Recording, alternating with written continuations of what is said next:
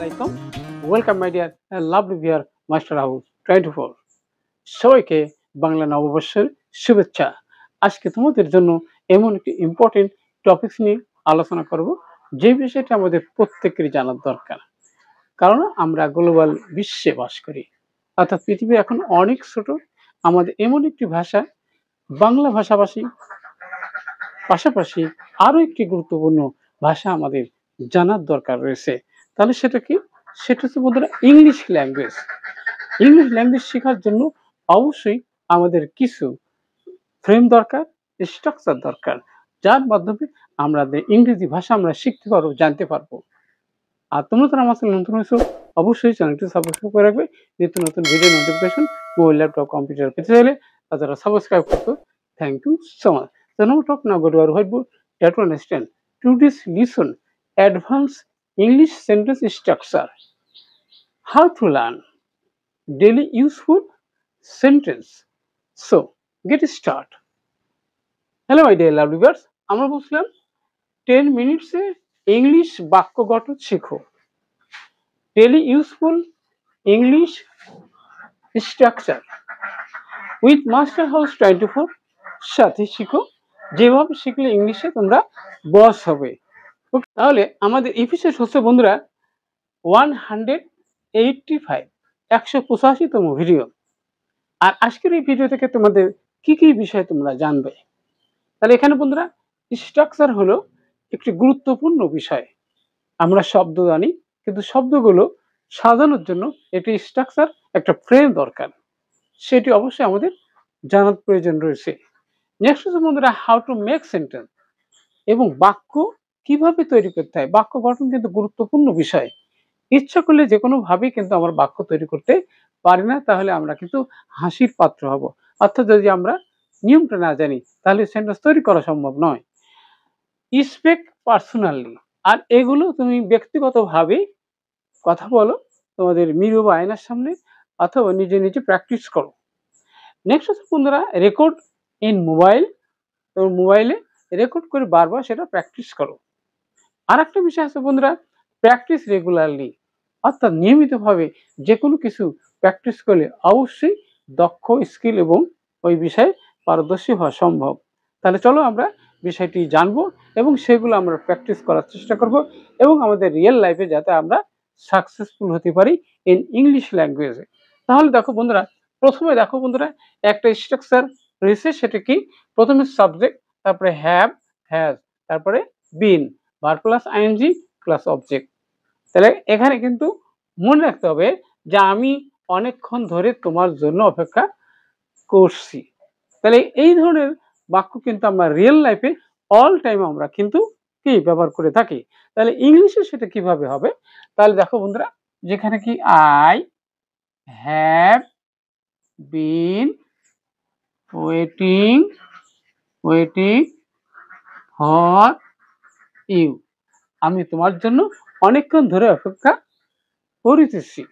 ওকে, next আর একটা important structure হচ্ছে বন্ধুরা, যেখানে সাবজেক্ট থাকবে, could have, verb past person plus object হবে। যেমনটি আমরা বলতে পারি সে চাইলে আমাকে সাহায্য করতে পারত। ওকে, তাহলে হি আমি লিখবো কি, যে হি কুড হ্যাভ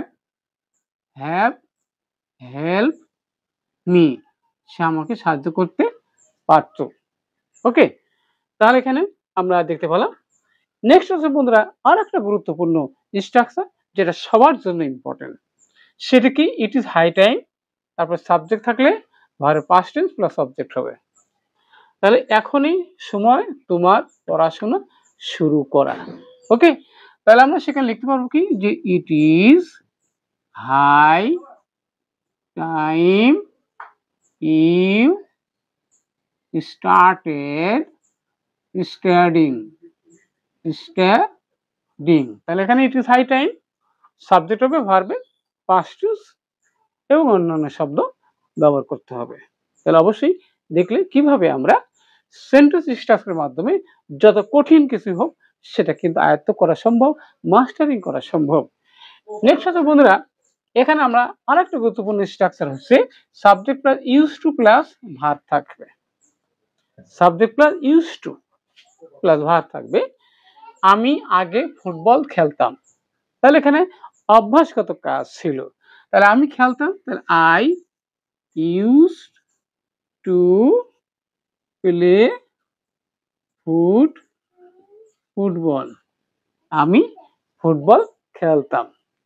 নেক্সট হচ্ছে বন্ধুরা আর একটা গুরুত্বপূর্ণ স্ট্রাকচার রয়েছে, যেটা কি no sooner had subject plus ভার্বের past participle plus then plus subject plus ভার্বের past tense plus object.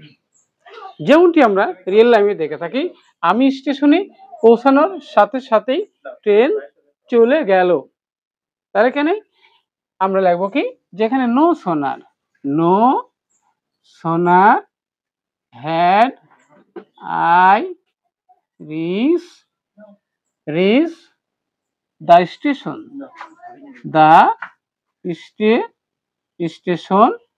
Then the train leave, অর্থাৎ ট্রেনটি ছেড়ে দিল। No sooner had I reach the station then the train leave. আমাদের real লাইফে কি এই ধরনের বাক্য আমরা অল টাইম ইউজ করে থাকি।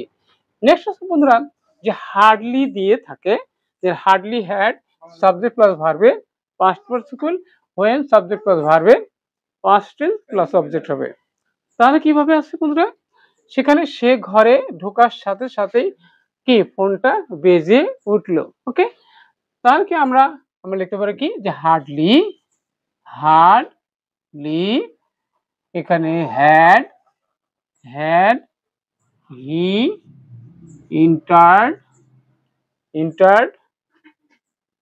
entered the room এখানে when the কি ফোন rang, ঘন্টা বা ফোন বেজেছিল।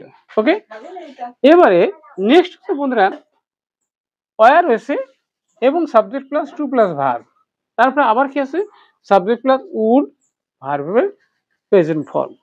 ওকে, যদি আমি লটারিতে জিততাম, তাহলে এখানে আর সারা পৃথিবী ভ্রমণ করতাম। কি, তাহলে এখানে আমরা কি লিখবো, যে were to win the lottery, তাহলে